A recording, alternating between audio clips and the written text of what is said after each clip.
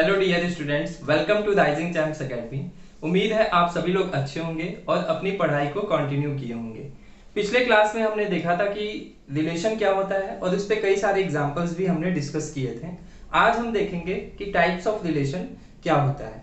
तो सबसे पहला टाइप है एम्प्टी रिलेशन और दूसरा यूनिवर्सल रिलेशन।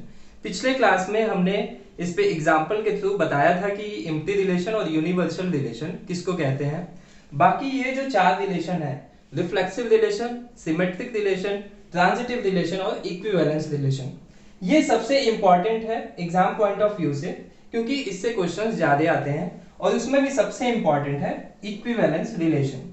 इक्विवेलेंस रिलेशन के क्वेश्चंस ज्यादा पूछे जाते हैं। तो चलिए हम शुरू करते हैं, देखते हैं एम्प्टी रिलेशन क्या होता है। एम्प्टी मतलब क्या होता है? खाली। मतलब कि ये जो रिलेशन होगा उसमें कोई भी एलिमेंट एग्जिस्ट नहीं करेगा। इसका मतलब कि जब सेट ए पे हम डिफाइन करेंगे रिलेशन, तो उसके कोई भी एलिमेंट्स आपस में रिलेटेड नहीं होंगे। ठीक है, जैसे इसका डेफिनेशन देखते हैं। A relation R in a set A is called empty relation if no element of A is related to any element of A। मतलब कि कोई भी एलिमेंट आपस में रिलेटेड नहीं होंगे। ठीक है, तो इस केस में जो हमारा रिलेशन होता है उसको हम क्या कहते हैं? Empty relation.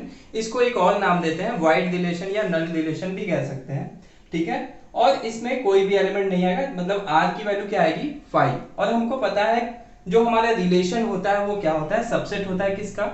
A cross A का। ठीक है, तो एग्जाम्पल से इसको समझते हैं। कल भी मैंने एग्जाम्पल प्रीवियस क्लास में बताया था, अगर आपने वीडियो नहीं देखा है तो उसको जरूर देखिएगा। तो अगर कोई सेट ले लें A में अगर हम 3 एलिमेंट्स ले लें 1 2 3, ठीक है, ये एक सेट ले लिया मैंने और इस पे हम रिलेशन डिफाइन कर रहे हैं। ठीक है, जो हमारा रिलेशन है वो होगा order pair x y such that x plus y is equals to 7।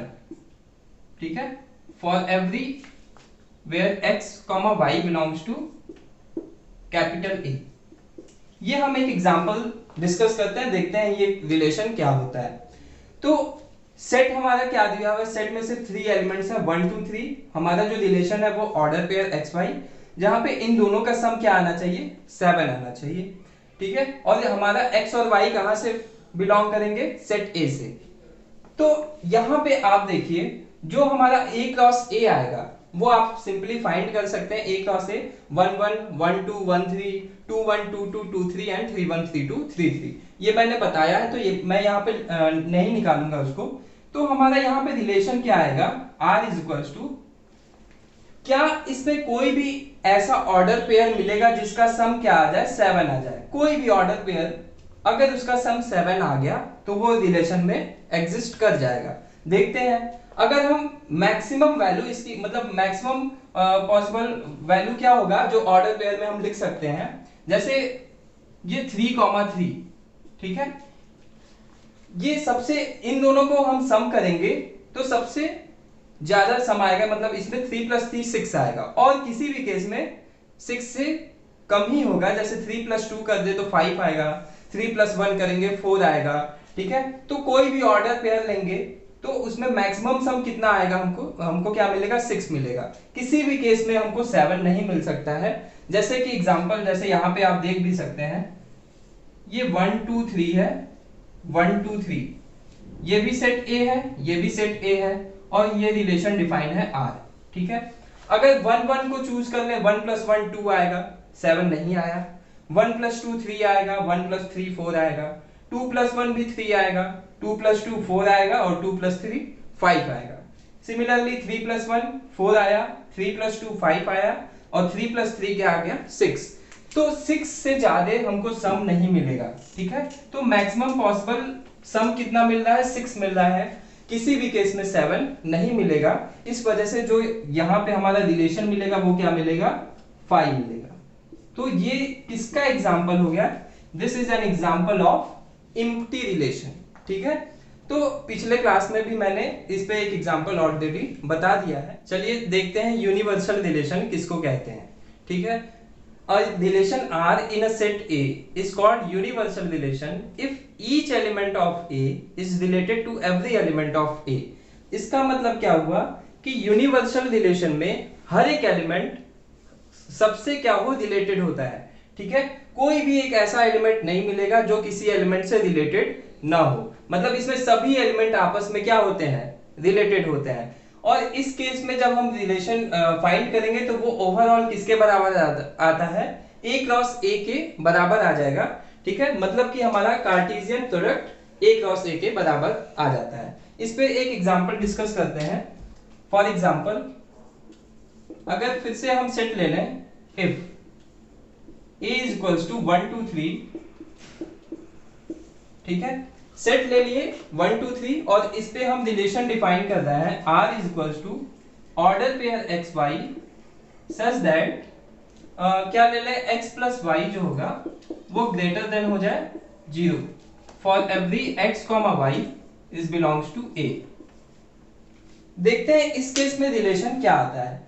तो आप देखिए, दो हमको ऐसे ऑर्डर पेयर चूज करने हैं जिसमें इन दोनों स्लॉट को अगर सम किया जाए, इन दोनों एलिमेंट को सम करें, ठीक है, तो हमको जो सम मिलना चाहिए वो ग्रेटर देन किसके होना चाहिए, 0 के। तो क्या कोई एक ऐसा एलिमेंट मिलेगा इसमें कि दोनों को सम करें, क्या कोई ऐसा ऑर्डर पेयर आपको मिलेगा जिसको सम किया जाए दोनों स्लॉट्स के एलिमेंट को और वो 0 के बराबर आ जाए या 0 से लेस आ जाए? ऐसा कोई भी एलिमेंट नहीं मिलेगा। फॉर एग्जांपल यहाँ पे आप वेन डायग्राम से समझिए 1 2 3 1 2 3 ये हमारा सेट था, ये रिलेशन डिफाइन है R, ये भी सेट A है और ये भी सेट A है।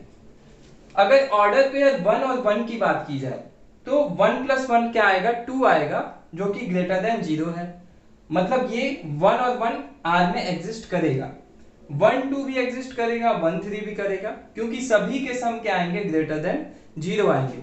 सिमिलरली 2 के साथ जितने भी ऑर्डर पेयर बनेंगे एंड 3 के साथ जितने भी ऑर्डर पेयर बनेंगे सभी इसमें एग्जिस्ट करेंगे, क्योंकि सभी का सम क्या आएगा, ग्रेटर देन 0 आएगा। तो इस केस में जो हमारा रिलेशन होगा वो क्या आ जाएगा, R is equals to 1 1 1 2 1 3 2 1 2 2 2 3 and 3 1 3 2 and 3 3। और आपको ये दिख रहा होगा कि ये किसके बराबर आ गया, ये हमारा पूरा Cartesian product A cross A के बराबर आ गया। ठीक है, मतलब कि यूनिवर्सल रिलेशन हम कब कहेंगे, जब हमारा रिलेशन किसके बराबर आ जाए, A क्रॉस A के बराबर आ जाए। तो इस केस में हम रिलेशन को यूनिवर्सल रिलेशन बोलेंगे। अब देखते हैं रिफ्लेक्सिव रिलेशन। देखते हैं रिफ्लेक्सिव रिलेशन क्या होता है। यार ये बहुत ही मतलबी होता है, ये चाहता है कि हम खुद से रिलेटेड हो और किसी से रिलेटेड हो या ना हो, लेकिन खुद से जरूर रिलेटेड हो। मतलब कोई रिलेशन अगर सेट पे डिफाइन किया गया है तो उसको हम रिफ्लेक्सिव तब कहेंगे जब हर एक एलिमेंट खुद से रिलेटेड हो। मतलब इस टाइप का एलिमेंट, जैसे 1 1 हो गया, 2 2 हो गया, 3 3, ठीक है, तो इस टाइप का हर एक एलिमेंट हमारा रिलेशन में एग्जिस्ट करना चाहिए। ठीक है, for every a belongs to capital A, मतलब ये जो साइन होता है वो फॉर एवरी का होता है। मैंने यहाँ लिख दिया है, तो आपको ये हायर क्लासेस में मिलेगा, मतलब तो आप यहाँ पे ये लिख सकते हैं फॉर एवरी। तो इस पे भी एक एग्जांपल देखते हैं कि रिफ्लेक्सिव रिलेशन क्या होगा। तो अगर हम रिलेशन डिफाइन किए R is equals to x comma y such that x minus y is equals to integer.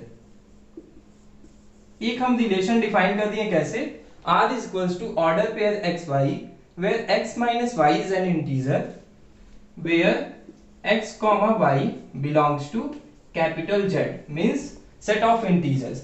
मतलब ये रिलेशन किस पे डिफाइन है, ये रिलेशन डिफाइन है सेट ऑफ इंटीजर पे। ठीक है, Z पे डिफाइन है। तो देखते हैं इस ये जो रिलेशन है वो रिफ्लेक्सिव होगा या नहीं होगा। कैसे हम पता करेंगे कि रिफ्लेक्सिव है या नहीं है, देखते हैं। तो अगर देखा जाए Z के जितने भी मेंबर्स हैं वो इंटीजर है, और अगर हम किसी भी दो इंटीजर्स का डिफरेंस निकालेंगे तो वो भी हमको क्या मिलेगा, इंटीजर ही मिलेगा। तो यहां से साफ साफ दिख रहा है कि ये रिफ्लेक्सिव रिलेशन होगा। लेकिन देखते हैं जैसे एग्जांपल इसको कैसे करेंगे, सिंस हमको पता है जो रिफ्लेक्सिव रिलेशन है तो उसमें एलिमेंट खुद से रिलेटेड होने चाहिए, मतलब कि a कॉमा ए आर में आना चाहिए, इस टाइप का एलिमेंट आना चाहिए। तो यहाँ पे या तो हम ले लें x कॉमा एक्स आर में हो, ठीक है, या y कॉमा वाई आर में होना चाहिए फॉर एवरी x या y for every x belongs to z, और इस केस में for every y belongs to z। अगर ऐसा हम प्रूफ कर दिए तो हम कहेंगे ये जो हमारा रिलेशन है वो रिफ्लेक्सिव रिलेशन होगा। तो चलिए देखते हैं होता है या नहीं, ठीक है।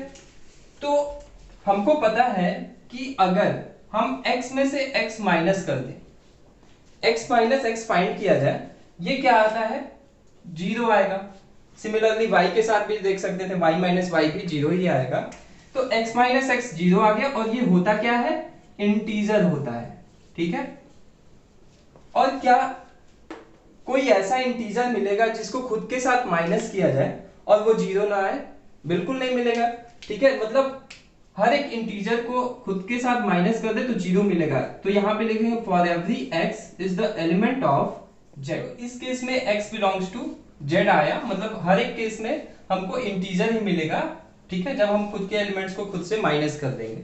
तो इस केस में क्या मिला हमको, this implies that x comma x ये R में लाई करेगा for every x is the element of z, ठीक है।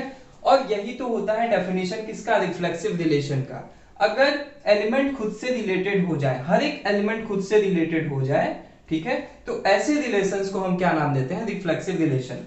तो आप कोई भी एलिमेंट z में, कोई भी सेट ऑफ इंटीजर्स में कोई भी आप एलिमेंट चूज कर लीजिए और उनको खुद से माइनस करिए। मतलब आप सपोज 1 लाख चूज कर लिए, तो 1 लाख में से 1 लाख माइनस करिए, क्या वो डिफरेंस करने पे इंटीजर आएगा या नहीं आएगा। अगर इंटीजर आ गया तो हम इस रिलेशन में वो एलिमेंट, वो ऑर्डर पेयर एग्जिस्ट करेगा, अगर नहीं आया तो नहीं करेगा।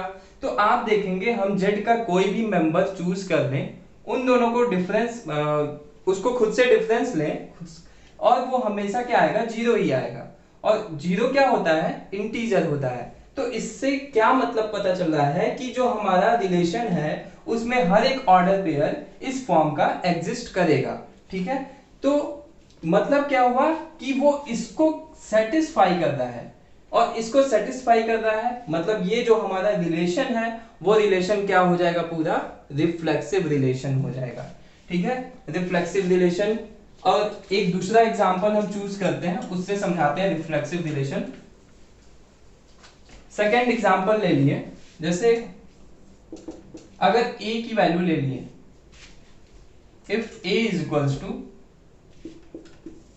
कोई छोटा सा सेट ले लेते हैं 1 2 3, चलिए 1 2 3 ले लिए, a की वैल्यू क्या ले लिए, 1 2 3 ले लिए, और हमारा जो रिलेशन हम डिफाइन कर रहे हैं r is equals to order pair x y such that x plus y, या x is equals to y ले लेते हैं, चलिए x is equals to y where x and y belongs to capital A।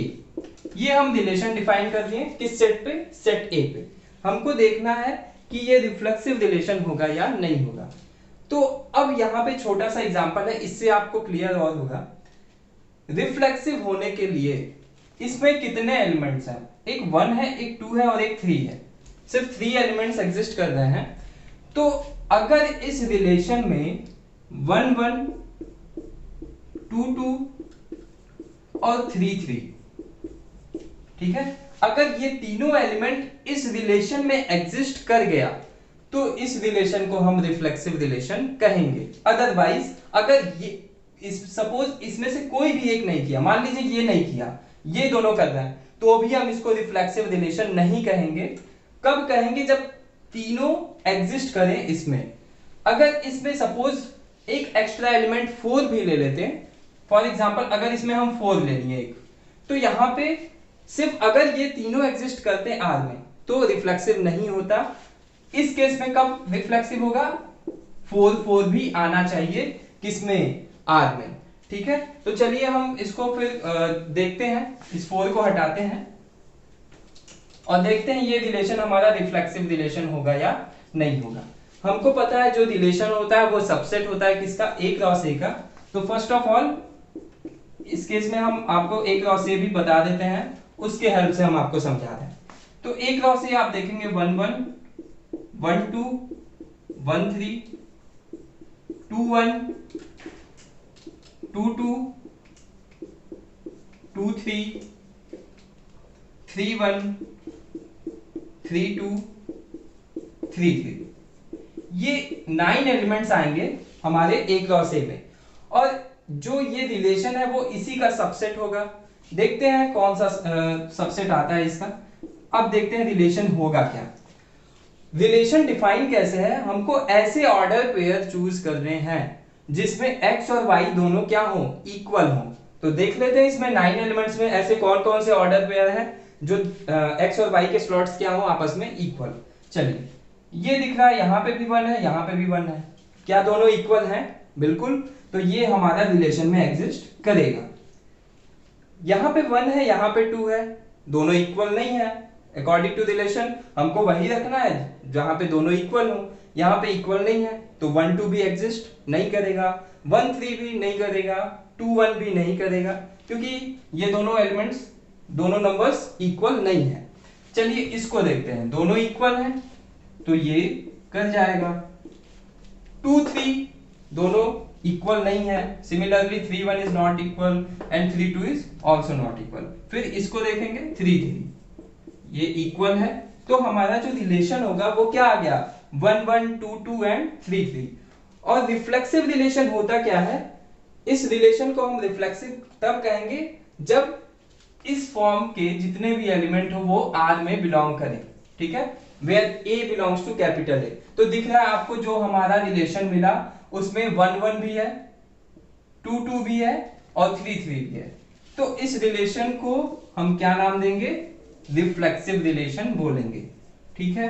अगर ऐसा कोई भी एक ऐसा एलिमेंट, फॉर एग्जांपल 2 2 नहीं मिलता, 1 1 मिल गया, 3 3 मिल गया, 2 2 नहीं मिल रहा है, तो हम रिफ्लेक्सिव नहीं कहेंगे। कब कहेंगे, जब जितने भी एलिमेंट्स हैं वो खुद से रिलेटेड हों। 3 एलिमेंट्स हैं, तीनों आपस में रिलेटेड हैं, दिख रहा होगा आपको। यहाँ पे 1 है, 1 आपस में रिलेटेड है, 2 है, 2 भी आपस में रिलेटेड है, 3 है, 3 भी आपस में रिलेटेड है। सपोज यहाँ पे एक एक्स्ट्रा एलिमेंट 4 ले लेते हैं, तो अगर 4 भी आपस में रिलेटेड हो गया होता तो हम इसको रिफ्लेक्सिव रिलेशन कहते हैं, अदरवाइज इसको रिफ्लेक्सिव रिलेशन नहीं कहेंगे। तो ये एग्जांपल था किसका, रिफ्लेक्सिव रिलेशन का। एक और एग्जांपल चलिए लेते हैं, एक और एग्जांपल, उससे और क्लियर होगा थोड़ा। बस इंपॉर्टेंट ये है कि एलिमेंट खुद से रिलेटेड होने चाहिए, सबसे इंपॉर्टेंट ये है।